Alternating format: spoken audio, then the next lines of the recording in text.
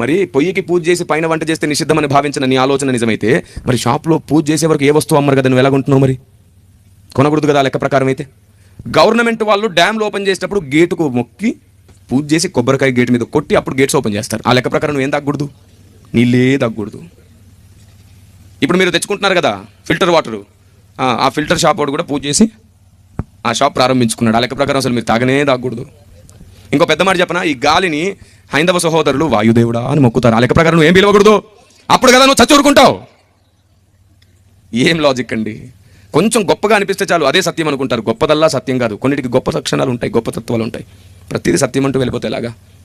కొన్ని గొప్పగానే ఉంటాయి, సత్యం కాదు. గొప్ప వాటికి గొప్ప క్రెడిట్ ఇచ్చేద్దాం, కానీ దానికి ప్రామాణికత ఇవ్వలేం. మనం క్రెడిట్ ఇవ్వగలం కానీ ప్రామాణికత ఇవ్వలేం. నేను ఒక మాట చెప్పనా, జాగ్రత్తగా వినండి.